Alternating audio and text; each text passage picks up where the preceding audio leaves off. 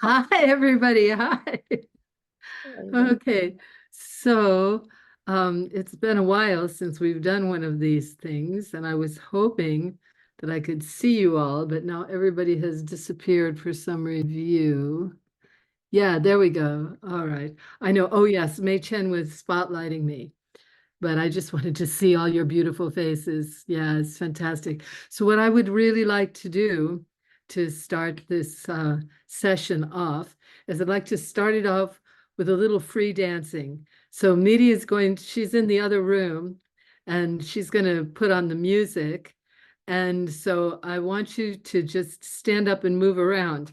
And I'll give I might say a couple of things as we're doing this, but I really want us to prepare to receive the different teachings that I want to share with you by loosening up the body. So Miri, go ahead, turn on the first piece of music we discussed last night.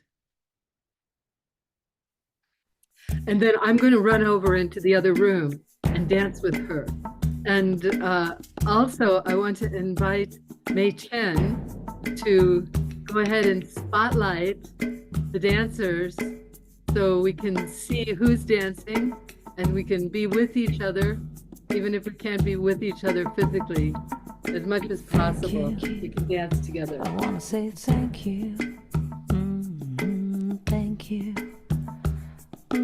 Thank you. 'Cause I'm so grateful. So grateful. Oh, grateful. I'm so grateful. So I want to say thank you for this day, Spirit. Thank you for this day. Thank you for this day, Spirit. Thank you for this day. This healing, this healing, this healing day. This healing, this healing, this healing day. Thank you for this day, Spirit. Thank you for this day. Thank you for this day, Spirit. Thank you for this day. This healing, this healing, this healing day. This healing, this healing, this healing day. Thank you for this day, Spirit. Thank you for this day. Thank you for this day, Spirit. Thank you for this day. This beautiful, this beautiful, this beautiful day. This beautiful, this beautiful, this beautiful day. Thank you for my friends, Spirit. Thank you for my friends. Thank you for my friends, Spirit. Thank you for my friends.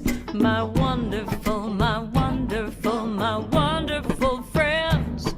My wonderful, my wonderful, my wonderful friends. Now thank you for this day, Spirit. Thank you for this day.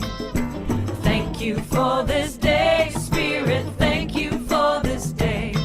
This healing, this healing, this healing day. This healing, this healing, this healing day. Thank you for this day, Spirit. Thank you for this day. Thank you for this day, Spirit. Thank you for this day. This beautiful, this beautiful, this beautiful day. This beautiful, this beautiful, this beautiful day. I want to say thank you. Thank you. I want to say thank you. Thank you. Oh, thank you.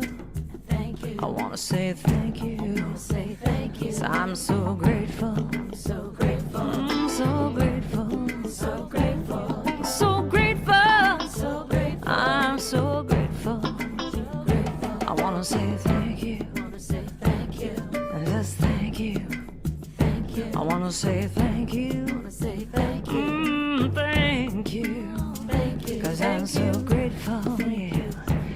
I'm so grateful. I'm so grateful.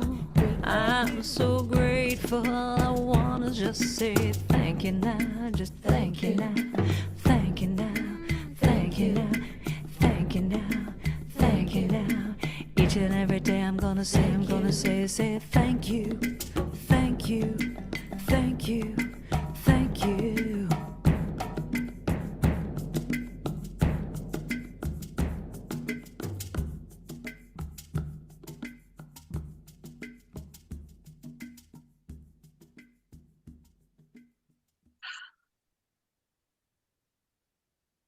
Thank you, thank you, thank you. That was so much fun. Really wonderful. Okay, so I know that it's been a while since I've done this, and part of the reason is everything was so impermanent with internet, with my health. There were just so many, I hesitated making appointments. And of course, as we all know, the world is so insecure right now. Of course, not like it's ever been secure. Samsara rolls on the way it does. But this setting up the monthly Zoom was just beyond me. However, now that I have finally gotten a visa for Brazil for 2 years, so this was part of my issue, is I didn't know where I was going to be living. I didn't know what my conditions were going to be, and that's what made the internet situation so difficult. But that's solved now. I will be in Brazil, although Miri and I are going to definitely travel. She'll be going to Chile. I will be traveling a bit around Brazil, but then in July, I will be in Portland. And so I'm hoping that you ladies can come and join us. We will be opening the registration within the next few days. So for our Dakini retreat at Forest Refuge. And then we're going to go to Hawaii, where we will do all kinds of, I suppose, at least evening things. Maybe we'll figure out a way to have an event on Kauai, because it's so lovely for us to go and visit our friends there. But then for sure, we'll be back in Tarling, and our Munlam, our consecration of our temple, and our first prayer festival will happen in October. So this is, there's plans. We actually have plans that I think are really going to happen. We will be stopping off on our way to Portland in New York, in the upstate area somewhere. The Abode of the Message, I believe, is the last conversation that I heard about that event. So I just hope that you will all come to meet us somewhere. One of the things that I've been researching, one of the sort of trails that I've been following is the scientific exploration of happiness and mental health, not to mention physical health. So one of the things that I came across, one of the articles, it was the first one that I copied when I realized I was going to do this Zoom, was the immune system's relationship to something called the vagus nerve. Now, I'd never really heard about this before, or if I did, I forgot.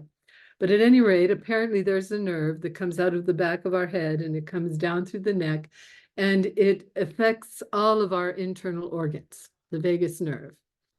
And so the scientists have been doing a lot of research trying to understand what the value of this, how does it work and what can we do? And apparently the vagus nerve is really important with our immune system. Now, I know that there's all kinds of issues these days challenging our immune system. In many places, COVID has come back. Fortunately, it's not as deadly as it was when it first appeared on the scene, but nonetheless, it's still very unpleasant.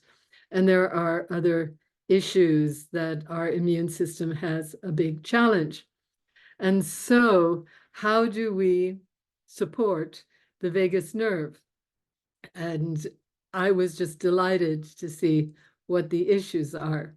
And we will elaborate on some of this in our time together today, because we are already engaged. So the first one is methods of mind and body relaxation. So what I find in our work is this is exactly what the dance does. The dance allows us rhythmically to let go of our tension, to let go of our self-obsession. Now, particularly when we engage in our dancing Tara, this is the focus of what's happening. We relax into the rhythm, we open to the inspiration of Tara, and then the stress falls away. So this is one of the most powerful things that we can do for our immune system is to dance, and in our case, to dance Tara.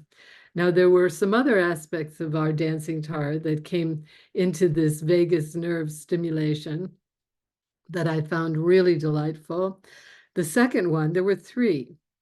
So the first one was body, mind, relax as much as possible, and especially during music and dance events. This is why I wanted to start with the piece of music to just shake it out and open us up. The second one is connection, connection with the people around us. So now I was recently talking to a new student. We were talking about the value of the work that we do. And I was inspired to remember these different ways in which we encounter each other, how really important and profound our Tara group is, because it's so nourishing. It's one of the things that really surprised me when I first started teaching the dance. You know, my first couple of years, it was all trying to figure out how to get people around the mandala without suffering too much. And oh, I see Noelle arrived. Oh, goody, goody. There we go. Yeah. So, but it didn't really occur to me how important these relationships were. I really started seeing them develop. By the time we were doing our retreats in Kauai, it was like a family, and it was so beautiful to see the way the women, to see the way you all supported each other and developed friendships with each other and engaged in all kinds of other activities besides just dancing Tara. But when we were together, it was so powerful and so precious. And apparently, it's one of the best ways to encourage and uphold the immune system, to support the immune system, is to develop friendships, to develop relationships, to encourage relationships. So it reminded me of a little message I sort of wanted to pass on to those of you who are student teachers, which is you don't worry about how many people come to your event. Just have your event. Make the door open somehow, even if it's just for a few, because it will totally support your immune system. It'll totally support your mental health. And it also provides a space in the community. Even if there's just a few of you dancing, it penetrates, it moves out into your community. So that's really important. But the little piece in this vagus nerve business that just tickled me is that in this making the connection, they found a way to help some children that were having some kind of issue. And they were working on the vagus nerve, and they discovered that it just tickled them. And the children would just burst out in laughter. And that, in fact, every time this happened, all of the markers for their immune system went up. So one of the most powerful things that we can do is laugh. And it reminds me, of course, of Tara number 10, where we have a great opportunity to just cut loose. And so we're going to, dance through the praises at some point during this meeting. We'll do the short version of the nuns. But it's where we get to really, all of us, just laugh together. It's so powerful. I know as a mermaid, one of our very favorite mermaid games, or maybe mermaid tricks, was to just start laughing. And of course, when you're in the water, Okay, all of us who were at the Kauai camp experienced this. When you're in the water, the sound really travels. So you've got a group of people, it doesn't matter how many. We would always have about three, at least three or four mermaids. And you'd see the sound just bouncing off the waves, and everybody on the beach would sort of perk up. And laughter is just so contagious. It's wonderful. So just imagine laughter is a very powerful tool in supporting your immune system. So I just love sharing that little piece of data. And then the third um, business, the third piece that they are recommending is prayer. And that also really surprised me because these are, um, they're scientists, they're research, they're not necessarily religious people. So they went on to explain that prayer, well, and also a little bit from Ken MacLeod, prayer is our contact, our way of connecting with what we feel is our highest being. It's not only external to us, we have names, we pray to our Ishta Devata, our Tara, we pray to our Tara, or we pray to Jesus, or we pray to Mother Mary. But it's also the prayer itself allows us to contact our inner wisdom. And from our inner wisdom, then we hear the message, we hear the support, we feel the support. And so these are the three ways in which we support our vagus nerve and take care of our immune system, which I thought was really spectacular, really wonderful. So those of you who have signed up for this thing, you'll get my notes. The notes are much more elaborate, of course, but that's it in a nutshell. So let's go on. When talking with a friend recently who was really having a rough time, he was just really having a rough time. And it was obvious that there wasn't anything that I could do for this person.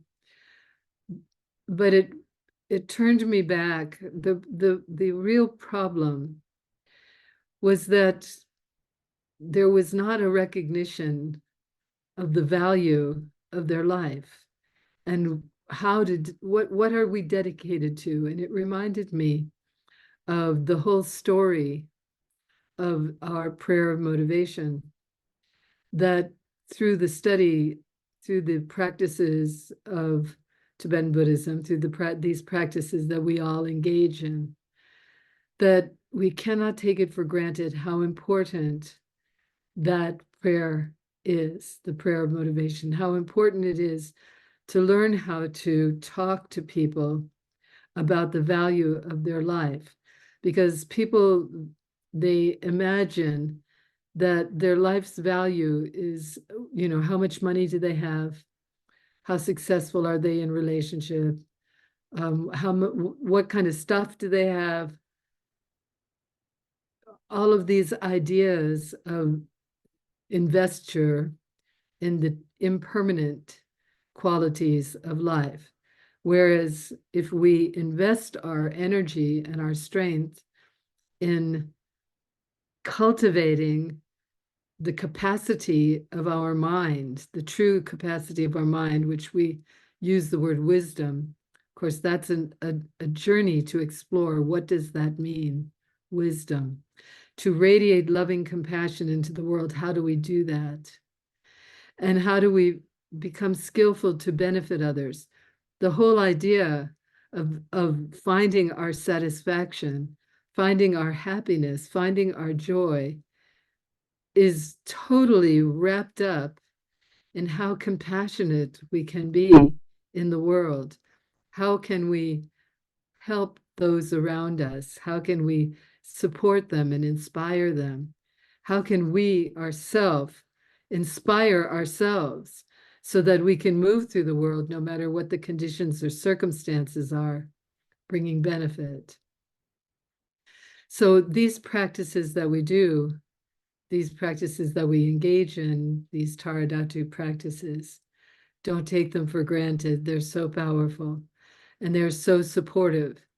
And if you're going to teach, which I'm so happy that we have so many wonderful student teachers, people who are willing to step up, always talk about the prayer of motivation. I always talk about the value of our human life, that it is extraordinary to have these teachings, to understand the impermanence of life, the impermanence of everything, and yet within that, to find our joy, because that is part of what we're doing.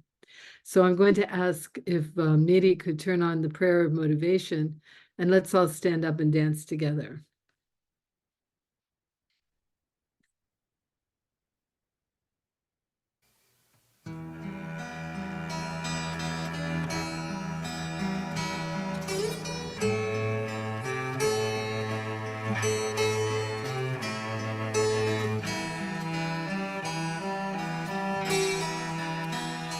I am here to manifest the wisdom that lies within.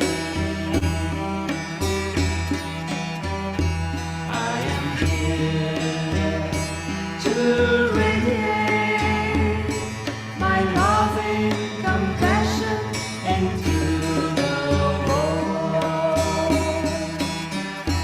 I am here to gather the skill and the power to rest and empower all. I am here to manifest the wisdom that rests within. I am here to radiate my loving compassion into the world. I am here to gather the skill and the power to bless and empower all. I am here to manifest the wisdom that rests within. I am here to radiate my loving compassion into the world. I am here to gather the skill and the power to bless and empower all.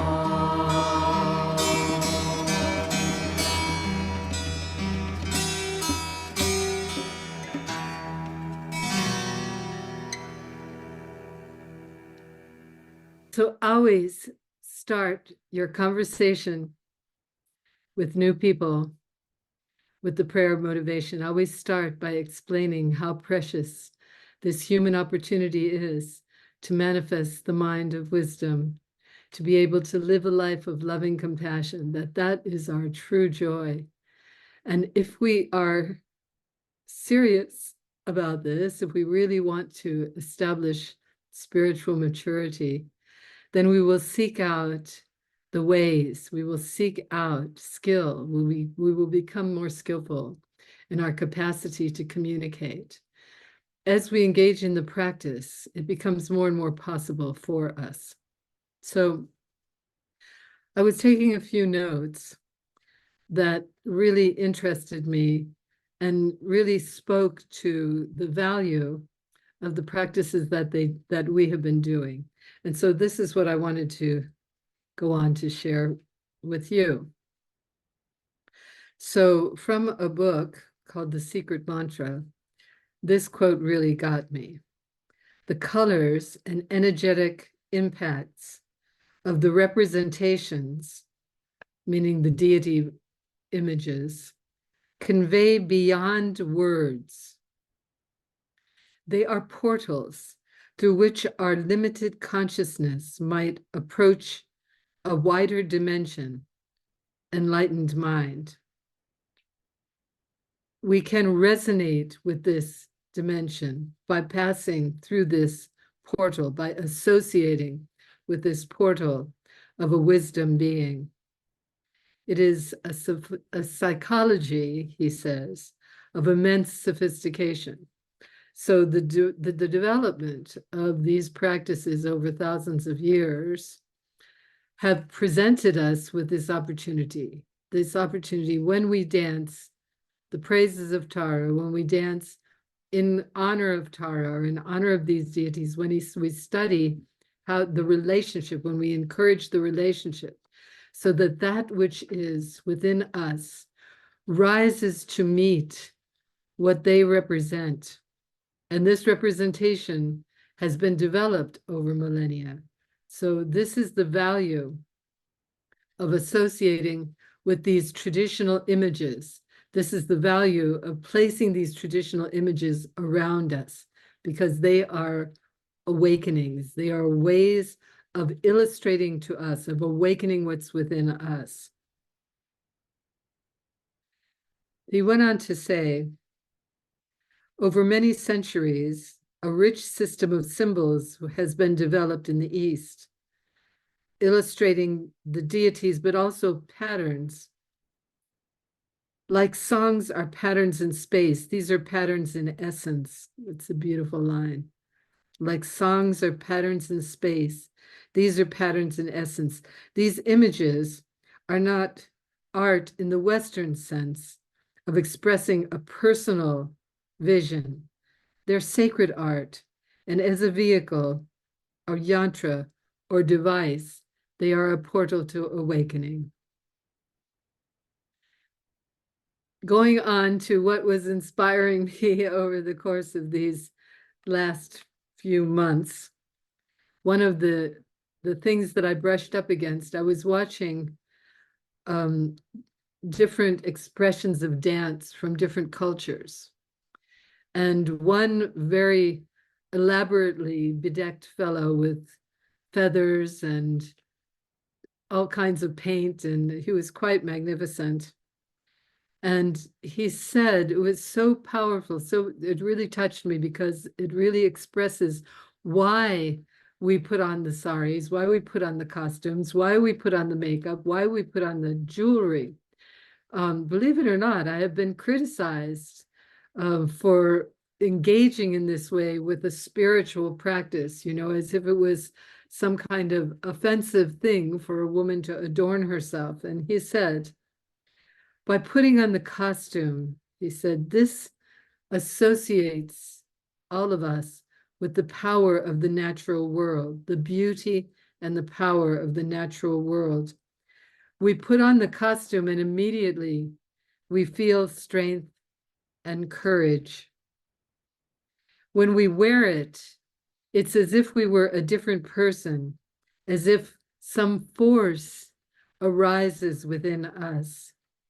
This, in turn, causes everyone in the community to offer a certain kind of respect. The costume is sacred. I found that really beautiful, because, of course, it's a tremendous effort that we put in to develop the costumes for the Tara dance. And I'm so grateful to our dear Noelle. She's been doing such a great job of helping us to assemble.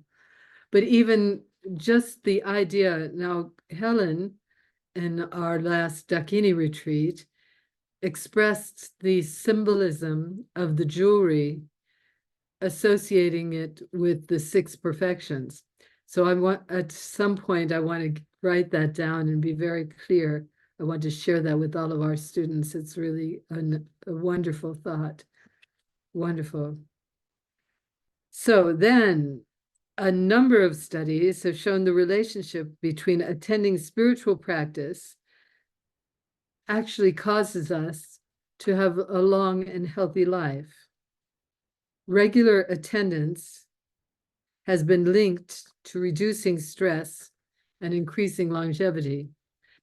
So this brings me around to I want to sincerely thank all of those students, those teachers who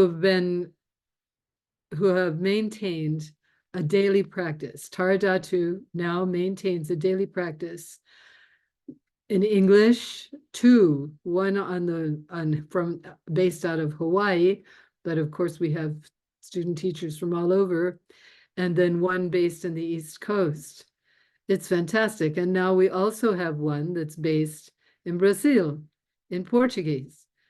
I am so grateful because it allows us to have a consistent meeting so that we know that if we really, in order to make the connection, we can go to this event. And Kim, I want to thank you for saying that you would like to join the group because it's wonderful. Then I know that, you know, they've been doing it for a few years now, and it's of such value. In fact, I see a number of you who have come and gone from what we call the morning practice in Hawaii. That's the one that I have the most experience of.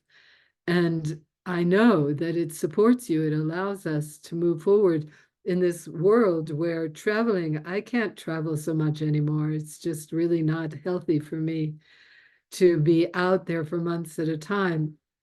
And it's not so with all of the disease business that's still going around, the old COVID is still a spook. It's difficult to gather a large enough group to justify the cost and the effort of doing events. But I hope we can. I hope that we can keep calling the Taras together, dancing, offering it to the community because it is such a precious thing and it's so supportive. Again, you want to support your immune system. Get a group of girls together and dance Tara. Okay, what else have I got here? Yeah, single principle for living. One life investment that's supported across the studies. It's this: good relationships, healthy relationships. Now this is something that I wrote. Now, of course, you all are familiar with the fact that Tarling is coming up. We have constant challenges, but it's like that. And, we're building this space. There's bound to be challenges. Just this, we found out that the woman who was responsible for helping us to plant and encourage our planting brought in plants that have all kinds of caterpillars eating everything. So this is our latest challenge. It's endless. But in the meantime, the temple is once again, it's got a good roof, it's got a good floor. So we'll be doing more events out of our beautiful temple. So I wrote this that I thought was really, it inspired me. So I hope it inspires you. One of the most powerful ways to realize spiritual maturity to engage in rituals that concentrate one's aspirations with body, speech, and mind. In our lineage of practice, we use the power of dance and group support in the various workshops and retreats that we offer. Another method is in solitary retreat under the guidance of a spiritual friend. In this way, Tarling Pirinopoulos will enable us to be in residence and organize gatherings and retreat. So Yahoo, that's going to happen. Prema, Yeah. could you speak a little slow because Zen is translating, it's going too fast. I'll try. This is a problem. Yeah. With Prema and Portuguese. Yeah, I can manage. Yeah, no problem. Sure. Okay. So then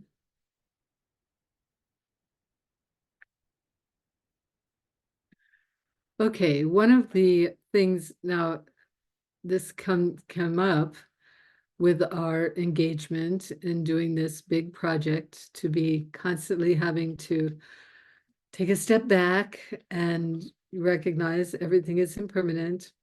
In fact, there's a story I wanted to tell. Anahata was very fond of this story of Mathilde Magdeburg. She was one of the Beguines. The Beguines were a group of women in, I believe it was in Germany mostly, in that area, that because women were basically just like cattle, and they were passed from father to husband and husband to son. Women had no freedom or independence, and they certainly had no way of exploring their inner life. But the Beguines were women that somehow had inherited some money, and so they were able to establish their own way of being in the world. And they're wonderful stories, wonderful stories.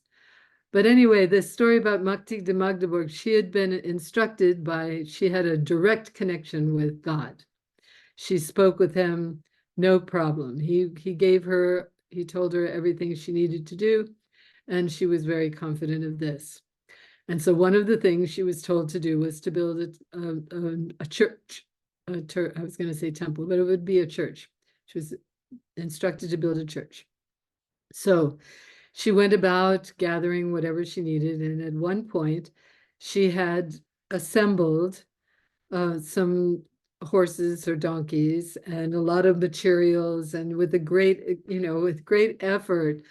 At first, it started with the money, trying to get the money, and then getting the materials, and then getting to where she wanted to build the church. But in order to get there, there was a river between her and the spot. And the river, it had recently rained a lot, so the river had risen, whereas when she went over to gather the materials, it was a lot higher. And as she entered the river, everything was washed away. Everything was washed away. And so she climbs up onto the bank, and she's having a conversation with God. And she says, considering what just happened, if this is the way you treat your friends, no wonder you don't have that many. It's just, yeah. Because Mitty is always saying to me, where's Tara in this? How is Tara allowing our roof to leak? How is Tara allowing? So anyway, I think of that all the time as we're doing this. So what is it that we're trying to develop? What is it that the world is trying to tell us? And it's trying to tell us we need to develop patience. So I found this little quote about patience. The main object of patience is not other people. It's not situations that bother us. It shows us that we train in sitting still with the restless energy inside of us, being present with irritation and resentment.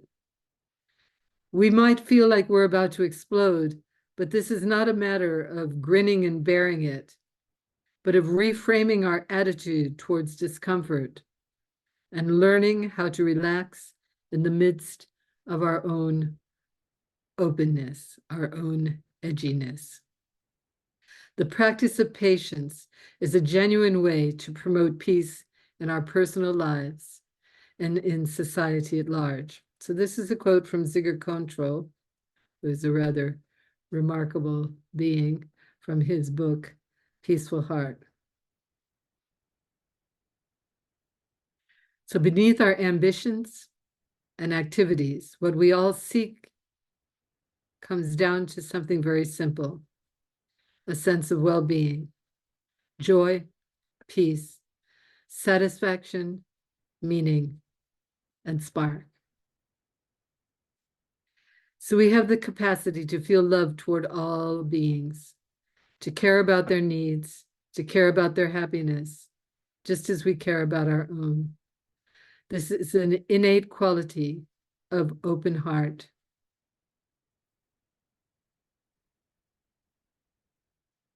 The main factor in determining joy and well-being is the openness of our heart. We gather this by remembering, let the heart be open, which is its natural and most joyful condition. We protect our joy by removing obstacles and threats that can rob us of this state, and we increase it by training to expand our love to more and more beings. This is particularly necessary as we're faced with all kinds of challenges across the globe right now. There are beings that are actively engaged in horrific events of war. So it's very necessary for us to keep our hearts open for that ignorance, as well as those who suffer from it. So the next thing I wanted to do is, I don't want to talk too much. I want to intersperse our talking with some dancing and some other activity. Let me see how I'm doing time-wise. Oh, not bad. Yeah. Okay.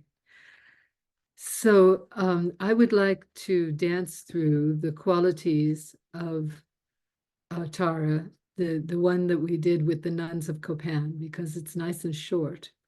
And when we get to the laughter, I want you all to really let go. I want you all to really, really let go. So Miri, if you could please line that up, I'll come in and dance with you.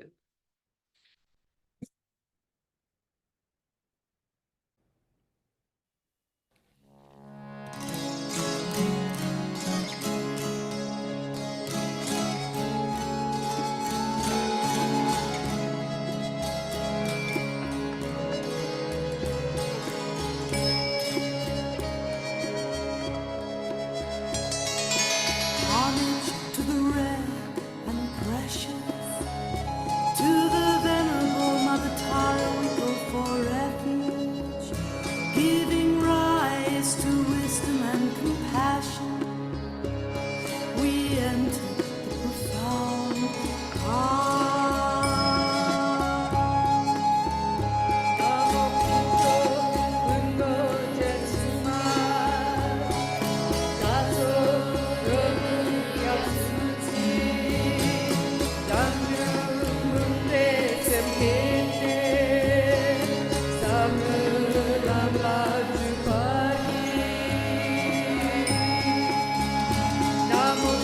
Homage to the rare and precious, to the venerable Mother Tara we go for refuge, giving rise to wisdom and compassion. We enter the heart.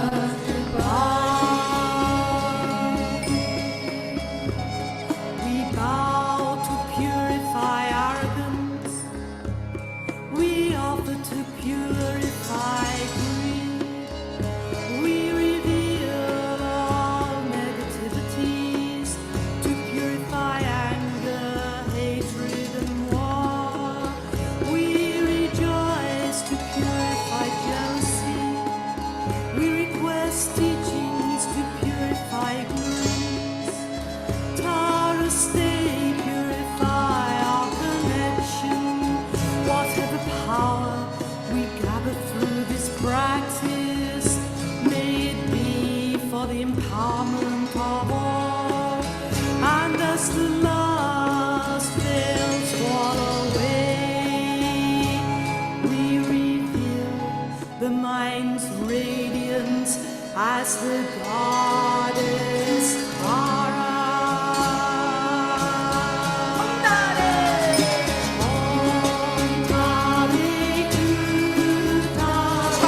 Wisdom, compassion, and power. Kyamba, Rinje, Neba. Kyamba, Rinje, Neba.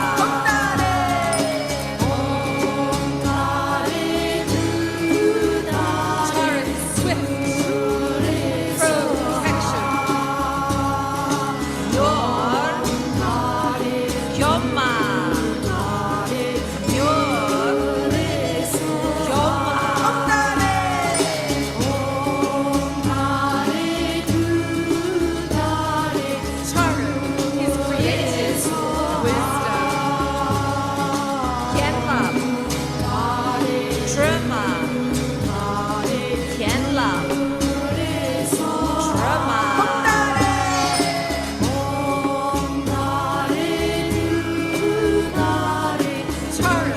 is impeccable, virtue. Gewa, Lam Nema. Gewa, Lam Nema.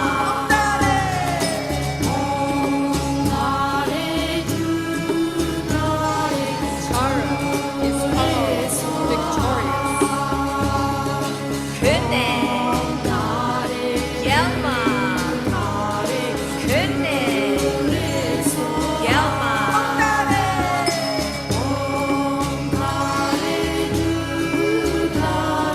Tara is sublime, intelligence.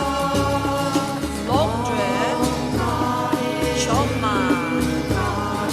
Longdre, Choma.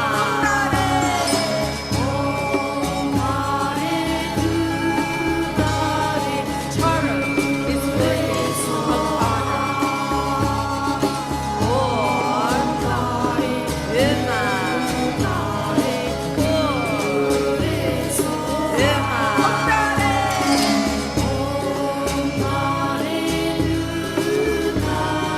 Tara is invincible courage. Yinto, Shonema. Yinto, Shonema.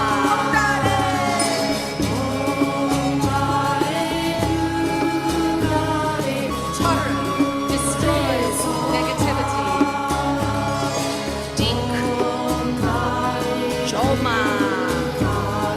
Dink, Joma.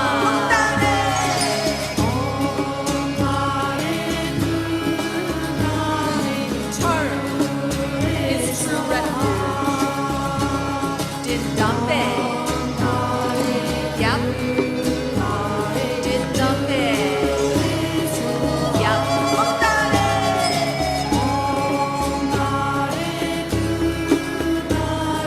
Tara is joy and laughter. Gashing. Kema. Gashing. Kema.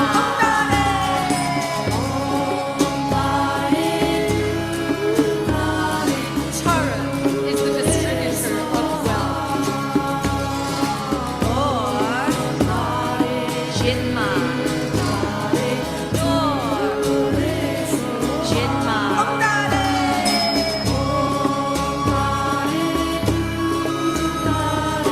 Tara is auspicious beauty. Tashi, say Duma. Tashi, say Duma.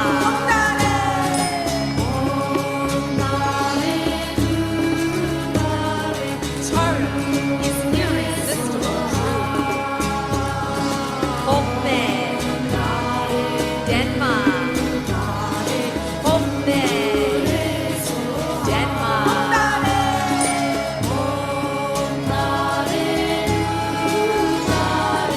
Tara is for gracious Chakwo, Gemma. Chakwo, Gemma.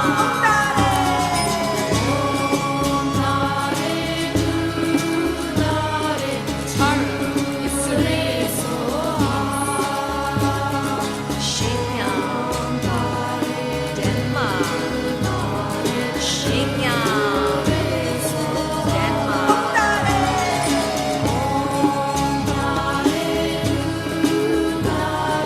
Tara, the destroyer of attachment.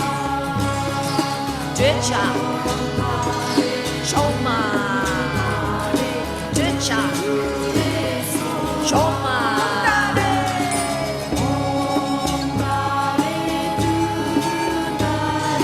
Tara is triumphant joy. Daishin, Gama. Daishin, Gama.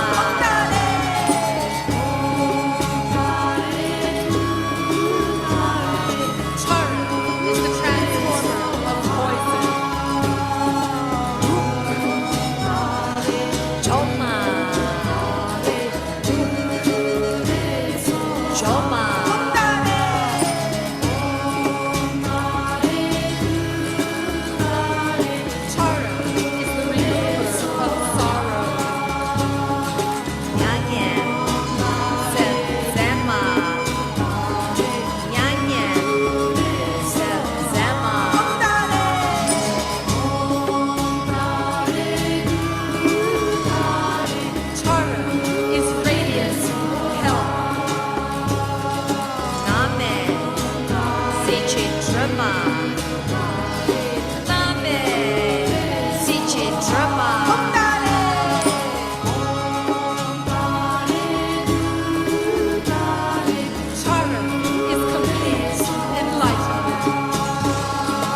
sol, sanguema, sol, sanguema. I praise you, Tara.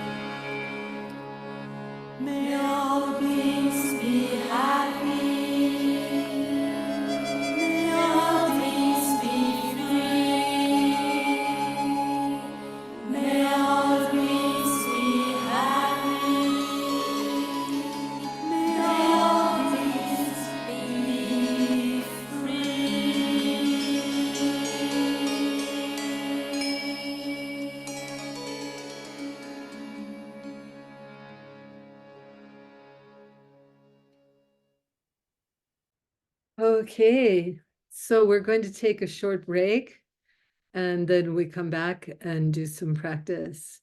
So Miri is going to put a beautiful picture of Tara up and turn on some Tara music, and we'll be back in 5. All right. I have a question when you come back. Okay, you want to ask it now? Well, when we were doing that, there's a sort of a chant like Rogan, Chema, Rogan, Chema. What is Tibetan. that? It's It's Tibetan. Tibetan. Yes. Ah, ah, ah. Yes, we did this for the nuns of Copan. So We they were teaching recognized. them, we taught them for 5 or 6 years. And they were going on tour and they wanted to do the tar dance, but they'd had all their other dances.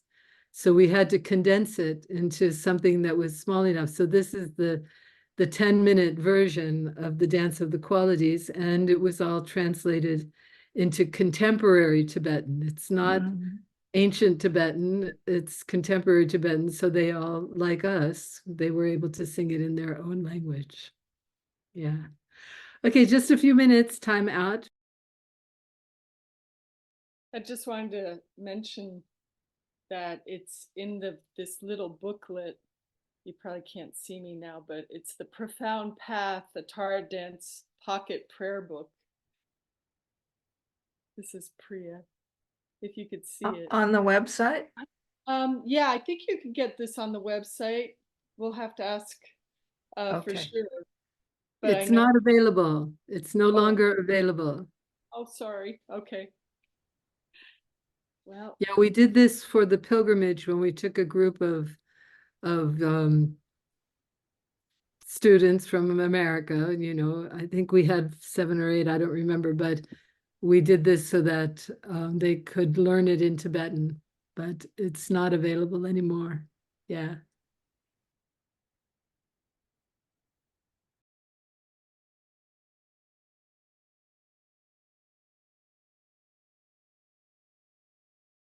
Hey, so while we're waiting for everybody to assemble, here's a moment for questions. If you have any questions, anything that you would like me to discuss, this is a good time. Let's take a little break and do that. I'm going to turn it on gallery view. Okay, so if you have a question or something you want to share, raise your hand, wave. Anybody? Hello? Okay, there we go. MA. So first of all, I just loving what you're saying so far, and it feels to me that it's exactly the kind of retreat theme that we were talking about wanting when you come to the Northeast in July, because talking about healing and just how this practice, all of the ways it supports us in our mind, body, spirit healing. Fantastic. Tying it all together. It was just really beautiful. And I wanted to ask you to repeat that list that you, I didn't even get from Control, but I didn't get which Rinpoche you were referencing, since there's a number of controls. There are, this was Zigger Kensei. Do you I'm have pretty that sure. list? I'd love Zigger to. Control, Zigger Control. How do you spell the name? Dziggar. And the name of his book is Peaceful Heart. Peaceful Heart. Okay. Yeah, he's quite remarkable, really. He's an Would, incredible would, teacher. would you mind repeating that list that you read of qualities that he was referencing? No, I wouldn't be able You to wouldn't sort be that able to out. find it. Okay. Yeah, All yeah, right. yeah. But you are one of our longtime supporters of the Zoom. I want to mention, thank you so much, you wonderful friends who've kept supporting even despite me not doing anything. I could hardly think of withdrawing support. Oh my God, it was so helpful. It was so helpful as I was trying to put the pieces together. Yeah. Okay, so Yeah, right, but you it'll will be in get the all of the notes. notes, all of the Be in the notes that I've notes. prepared. As you know, they're much more elaborate, and probably what you're seeking is there. On the Yes. other hand, a lot of times I'm looking at a paper, but I'm actually just talking, you know, at the top of my head. So if that happens, those of you who have made a donation will also get the free link to, I think we'll put it up on YouTube. I think that's what we usually do. Let's put it up on YouTube. Yeah. Yeah. Okay. So other questions? Anyone else have something they would like to say or a question they would like me to elaborate on? Okay, I see. Is that Liliha? It is Liliha in the swamp there. Okay. That's right. You were the one who put that together. I put it together, and I still have some copies. And if anyone has the skill to adapt this, I can't do it, but I would be glad to assist in any way I can. A lot of people like them because they can tuck them in a little purse. So there it is. Okay. All right. Well, if there's anybody who wants to help out with that particular project, if you don't have Liliha's email address, just write to me and I will give it to you. And you girls can go for it. This is one of the most exciting things for me this past year is to see all the different ways that our beautiful Taras have branched out into so many different directions supporting this work. It's been just remarkable. It's amazing, so fulfilling, so exciting. Okay, anyone else have something they would like to share or they would, questions that they would like to ask? Okay, is that Pia? Yep. Hi, Hi. Pia. I just want to say today I was really, really down when I was leading this morning. I was like teary and bleary and all the things I didn't really want anybody to see. And I really didn't want to do the practice and I didn't want to share on Zoom. And literally within that little half hour, at the end, I was back to my little fairy enlightened self and my Tara self. And it really, really works. Just the half hour. Yeah. Yes, thank you so much, Pia, for being there for all of this. It's really amazing the many, many ways in which you support this work. And it's true. I mean, I'm going to elaborate a little bit more on this particular kind of practice. This Vajrayana tantric practice that we are engaged in is so powerful. It's so powerful. And it's so precious that we can do it together. So thank you for that beautiful sharing. That was really nice. I'm glad that you were able to pull yourself out. Just a note that this brings up, which is, yes, we do the practices and it lifts us up, but realize that the mind is quite, there's a lot going on. And sometimes, some days just are more difficult than others. That's just how it is. So this is why we keep reminders around, don't hesitate to reach out to a friend at that time. Now Pia was fortunate that she had something set up with the group to do the practice together, but don't hesitate reaching out and asking for support when things feel difficult and uncomfortable, because it'll pass. This is the thing, it will pass. So if you can learn, this was the whole thing about patience. If you can learn to just breathe into situations, they'll pass and it will all become sparkly again. Okay, anyone else? Any other questions or comments? Just raise your hand. Okay. All right. Well, then we're going to go on with what I've prepared for today. And I'm so glad that we could dance together. That was really fun. So as you know, I have a fondness in my heart for Ken MacLeod, who has really done some really amazing translating work. He's quite a remarkable individual in relationship to working directly with Tibetan Buddhist teachers, especially one of my teachers, Kala Rinpoche. He underwent several 3-year retreats. And as a translator, he really comes up with some wonderful, inspiring things. So he's written a book called The Magic of Vajrayana.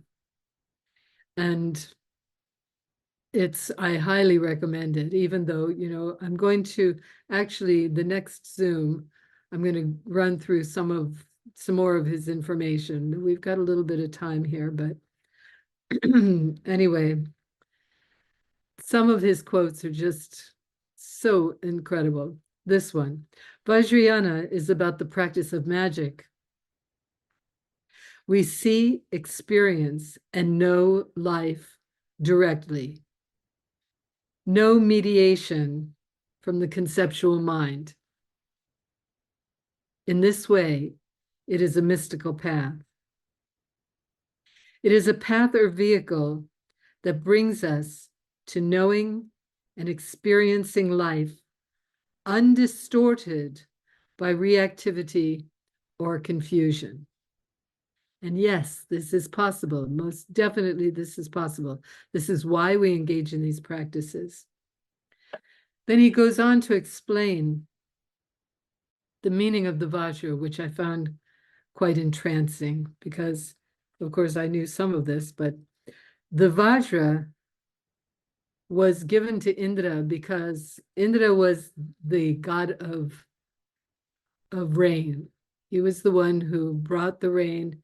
And so he was highly respected in India and very important dude. Well, he was having a hard time. Some bad guys were after him, and he had no way, for some reason, he could not overcome them. And they had the chance that whatever he sent at them energetically, they would destroy. So he was given by the rishis, these are the great meditators, the Vajra. The Vajra represented lightning bolt, a lightning bolt. And the thing about the Vajra was that it could destroy anything that needed to be destroyed, and it would return to its owner without damage. So in this way, the metaphor, why this path is called the Vajrayana, is that empty, clear knowing at the heart is the basis of our mystical practice. Non-conceptual illumination of experience brings an end to reactivity and confusion, yet is not impaired or weakened in any way in the process.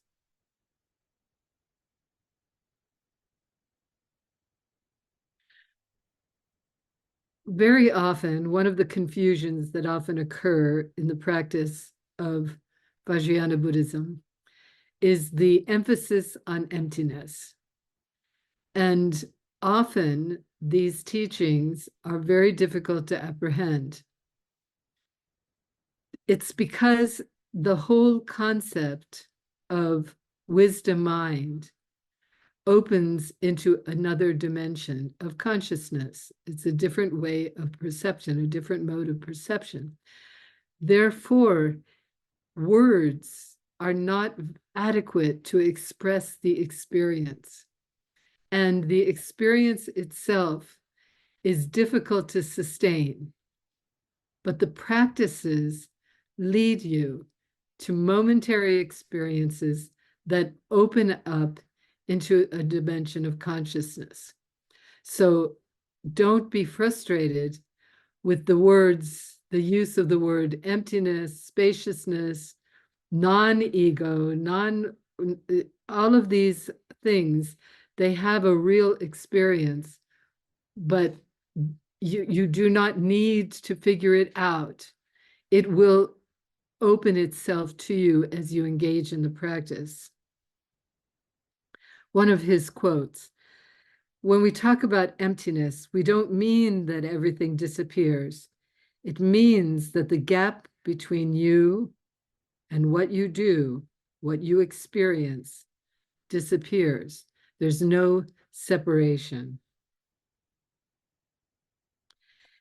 It is direct knowing. It is a shift in which experience and knowing are not separate. Direct knowing changes how the whole mind-body system functions. It is the ability to transmit to a spark of awakening in you, whether directly from mind to mind, through gesture, ritual, or through instruction. So this can come from your sources of refuge. This is one of the gifts of a teacher who can display awakened mind. The presence, this is why it's so valuable to be in the presence of some of these wonderful teachers, because their presence alone gives the ability they transmit a certain presence, a spark, and it sparks awakening in you. It can be directly from mind to mind, through a gesture, a ritual, or through some form of instruction or some word. One of my favorite stories about the apprehension of awakened mind. It's very often when you're hanging out with the Tibetans, with the monks and so forth, there's always this request for the Lama to open the door for us to be able to experience awakened mind through his transmission, pointing out. They're called the pointing out instructions. And it's endless, the request. So there was this monk, this young monk, who was a servant of one of the higher Rinpoches. And he would constantly say, pointing out instructions, Lamaji, pointing out instructions, Rinpoche, pointing out instructions. And the Rinpoche would, open his mind, open his heart. And the young monk was always disappointed. And so, but he continued to serve his master and he continued to do everything that was needed to be done. So one day, his teacher said to him, okay, let's go on a picnic. And the young monk said, but it's dark out. It's, it's going to be dark. He said, no, we're going to climb that mountain over there and we're going to go on a picnic. There was I guess it was a hill more than a mountain. But anyway, off they go. The young man has his picnic basket and the old guide, leads the way up the hill, and it gets dark and the stars come out and they're sitting there. And at one point, the teacher looks to the student and says to him, the dogs are barking.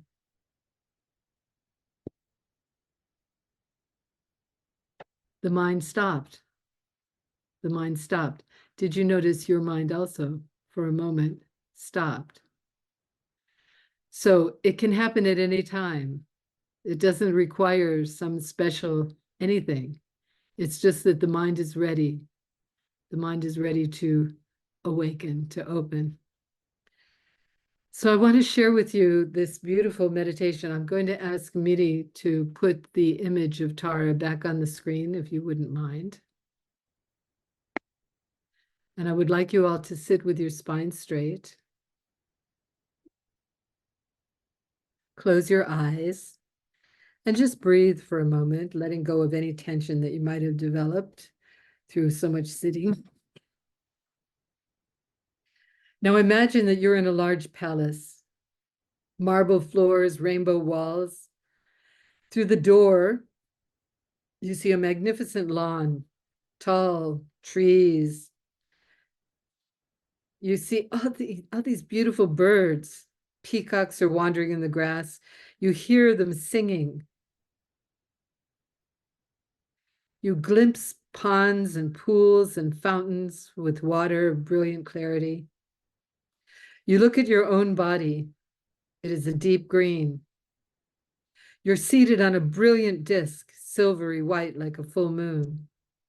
You are a maiden in the prime of her youth, clad in loose flowing silks, gold jewelry studded with diamonds, rubies, sapphires.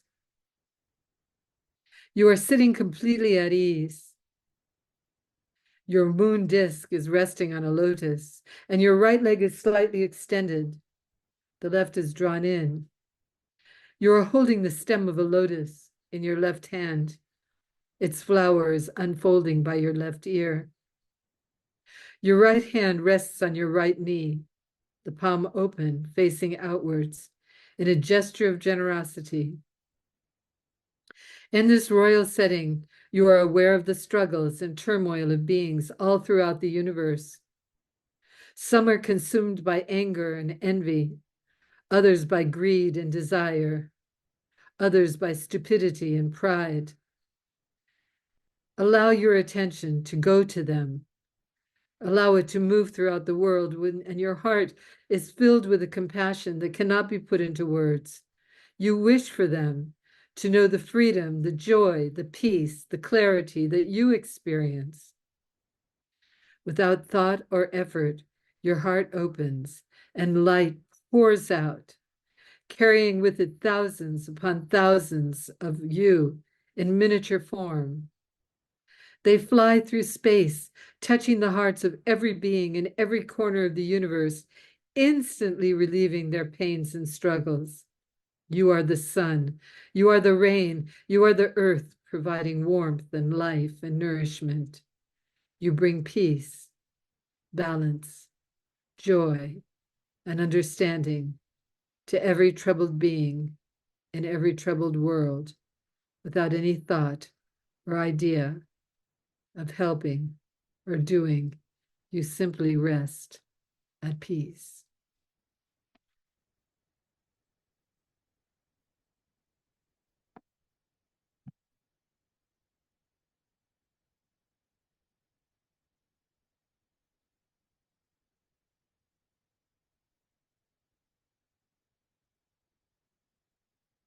Throughout our many lives, until this moment, whatever virtue we have accomplished, including the merit generated by this practice, and all that we will ever attain, we offer this for the welfare of all living beings.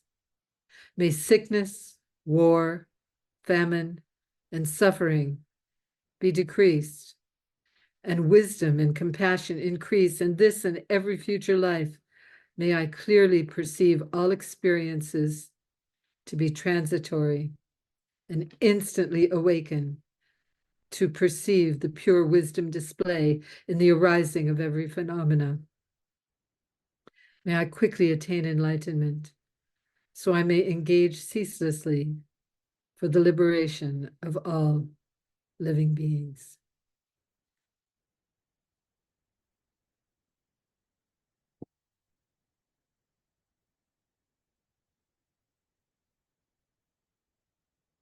Now very gently open your eyes and let's go back to gallery view. My friends, the practices are simple. The practices are simple. You just need to do them. Develop your relationship with Tara. Talk to her. Pray to her.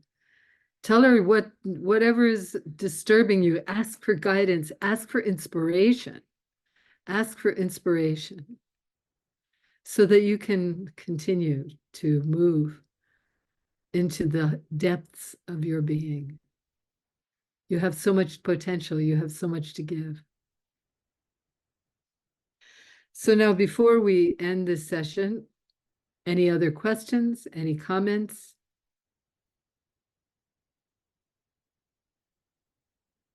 Okay. Well, it's wonderful to see all of you. I'm so grateful that you came. And I wish you a wonderful time. I want you to dance as much as possible, meet us and wherever you can, however you can, if not physically dancing, if not physically gathering, at least we have this wonderful tool to allow us to gather. So I wish you well. Yes, we have a question over here. It's Catherine Henderson. Yeah. I just wanted to thank you, Prema, for your comment about keeping on no matter how small the group was. When I had my group in Austin, we fluctuated many times down to very small amounts. But ultimately, there were two women who joined the teachers program so that when I retired and left and came back to California, there were two women who stepped up and took over. But if I had given up because we were so small, that wouldn't have happened. Yeah, thank you for sharing that, Catherine. I know when I first started teaching the dance, when we would do the performance for the great lamas that came through, there was always a bunch of taras. Everybody was ready to dance. But when it came to the practices, I'd get 3 or 4 people. So, and I had to really tell myself, it wasn't about beating the bushes for Tara. The ones that were meant to be there, the ones that were meant to receive something from the practices, from the teachings that I shared every time, they were there. They were there. And I must say that of that small group of 3 or 4 women, they're still there. They still come to dance with me whenever I show up. So well done. Well done. Keep dancing, keep gathering. What I suggest is you set up a date, maybe once a week or every other week or once a month.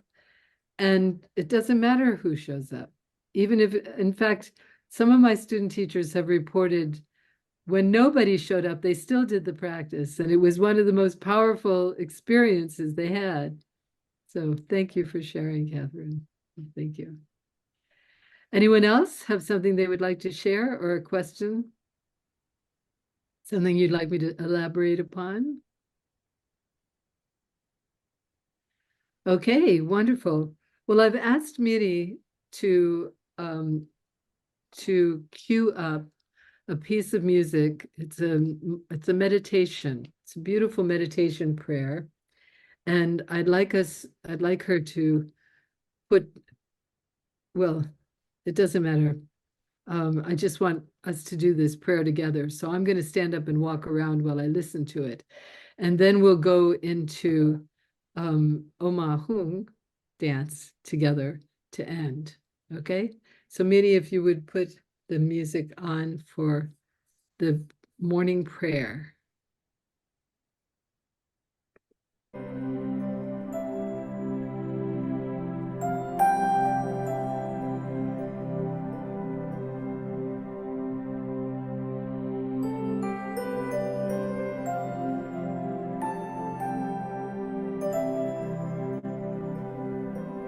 I will surrender to my greatest, highest good.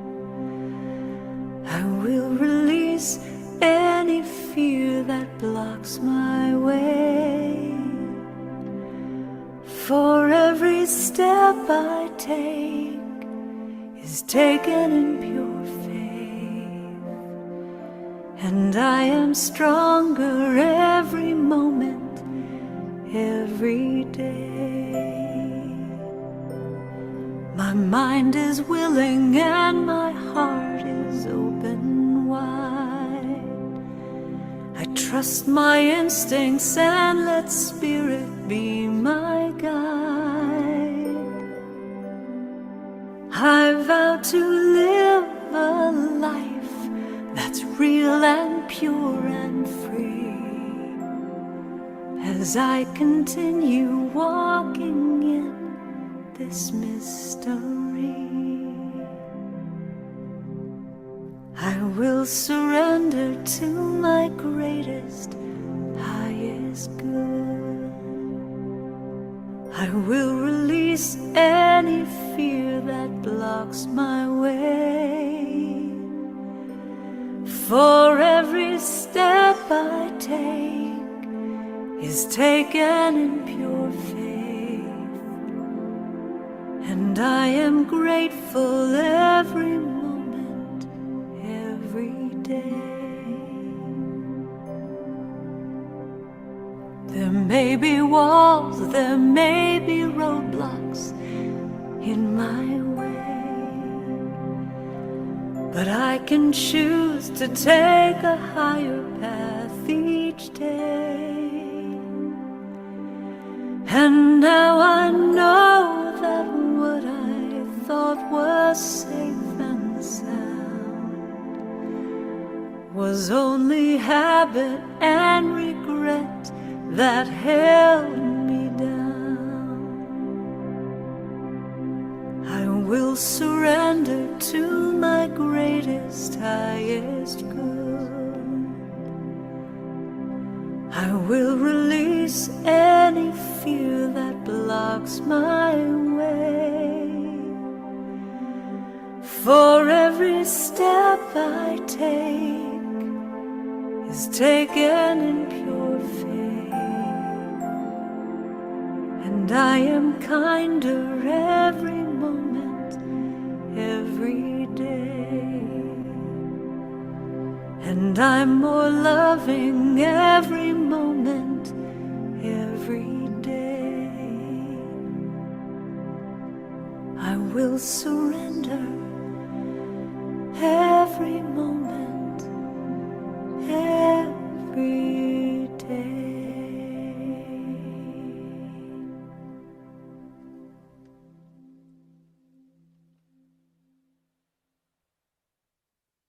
Body, speech, and mind empowered. Throughout this radiant and abundant universe, we gather our offerings, transform them into wisdom nectar, and pour the blessing upon our world, giving everyone exactly what they need.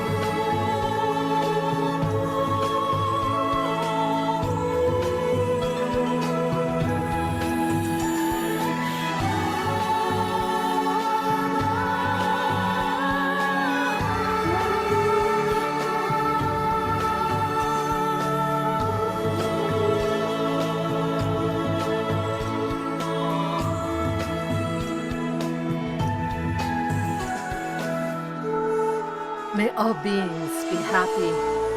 May all beings be free.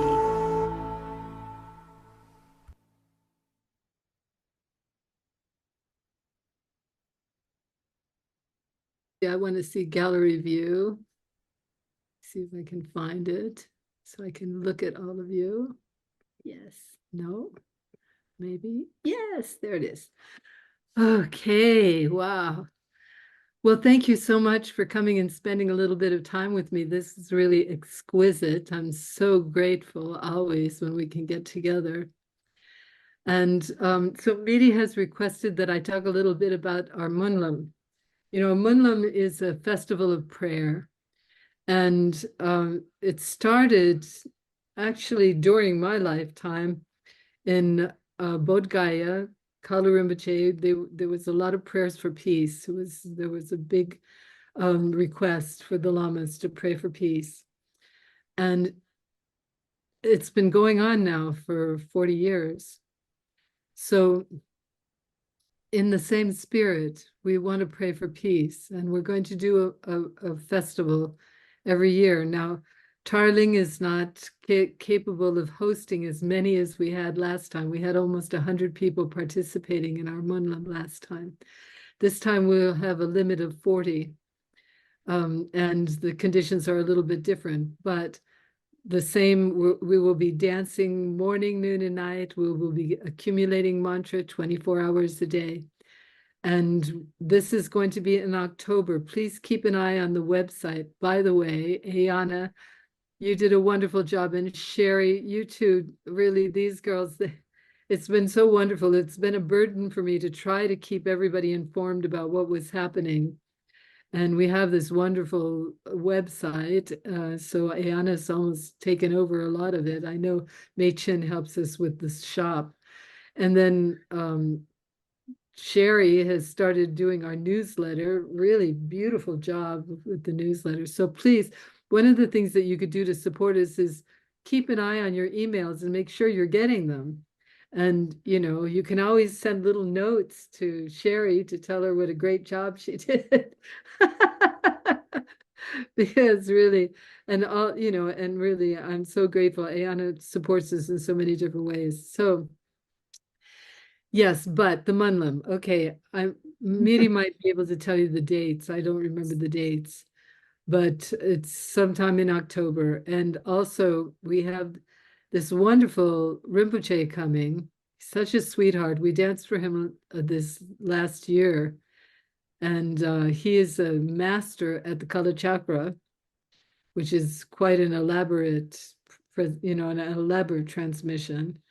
And he just thought the dancing was a wonderful, wonderful thing. And when he heard about Tarling, he wanted to come.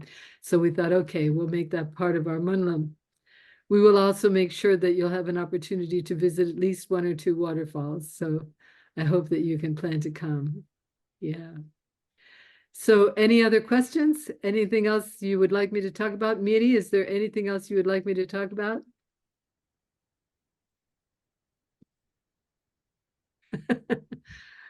Okay, and is that Min? Yes, yes, Min.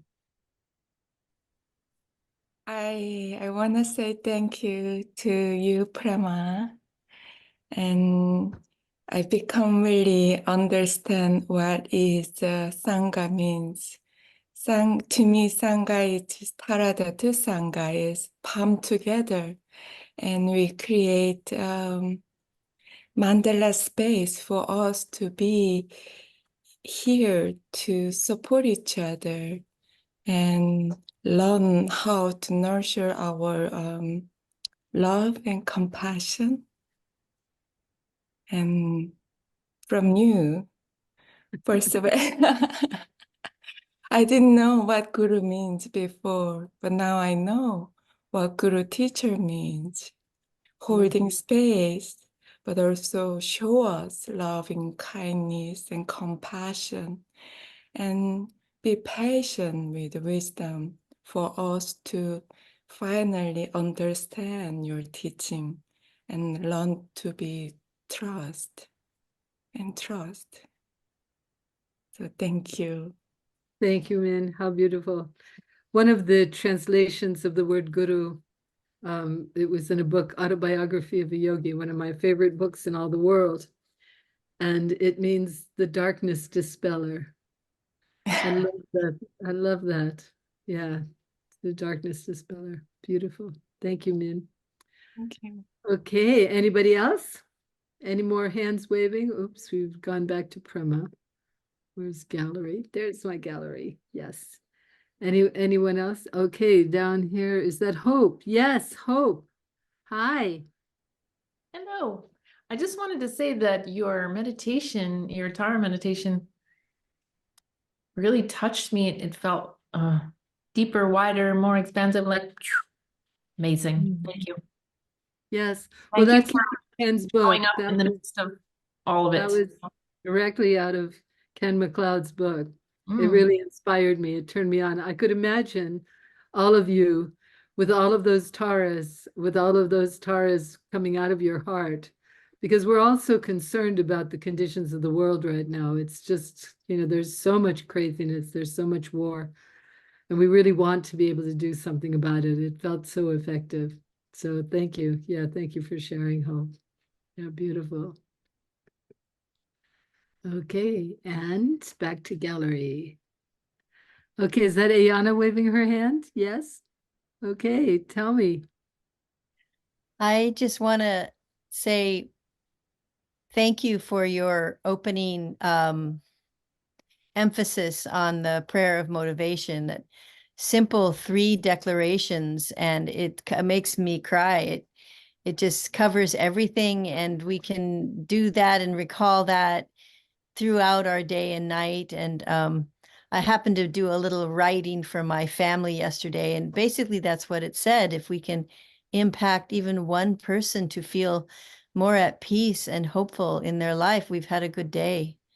And I think the prayer of motivation, those 3 things, that's the ticket to just being so helpful and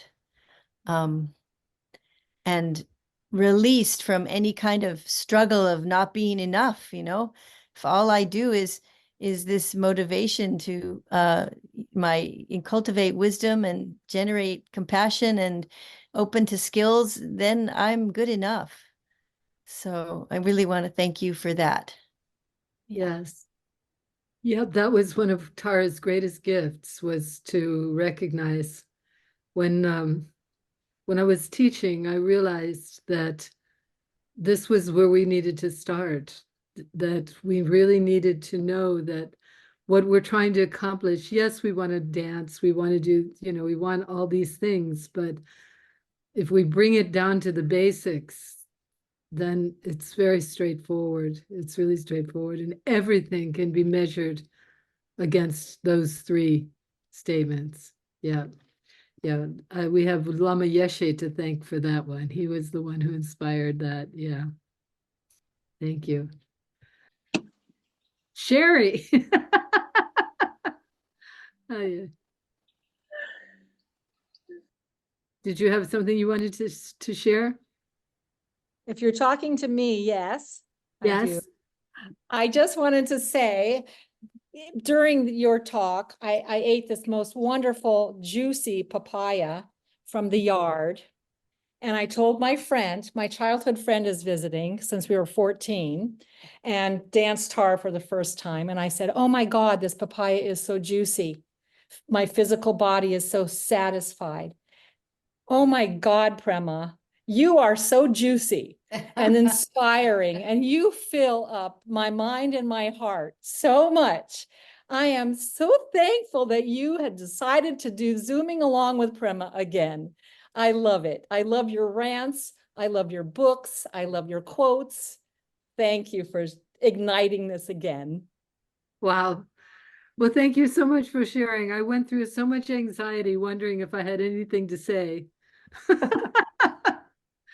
So, oh, shoot. Okay. Let's see. Anyone else here? I'm always a goofball. Okay, looks like MA is up again. No? Yes, no? Yes, what was said just a little bit ago inspired me. So the weekend that we just had at the abode was called self-care as a spiritual practice. And I was, so we were talking about some of what you were just saying, that, you know, just those little things, remembering our own motivation, remembering to put our practice into practice in our daily encounters in our everyday life is us is helping the world. Like we want to do something. We look at the state of the world and we want to do something. And I'm just reminded also of that statement that the greatest gift we can give the world, the greatest service we can be, is our own awakening. And that's the path that we're on. So we're doing it. Yeah, that's the thing. Yeah, it was really beautiful to see this actually described in Ken's book. He was explaining that the deeper you get into awakened mind, there just stops being, you don't have questions anymore. You just meet the moment with your loving compassion. Yeah. And it will guide you. It will tell you what you can do to help. Yeah, thank you. Okay, anyone else?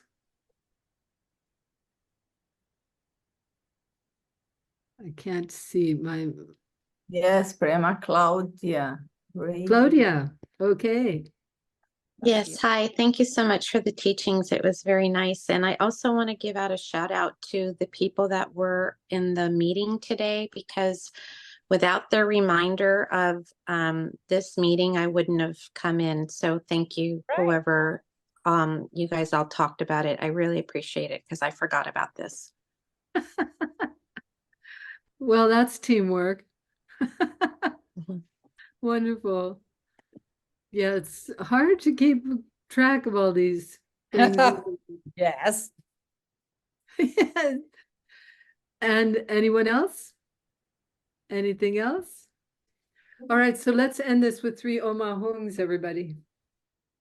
All the precious treasure of these teachings and of our Sangha, we offer it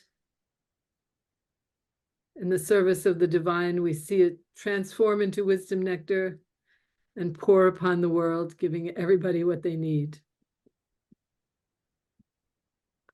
Om.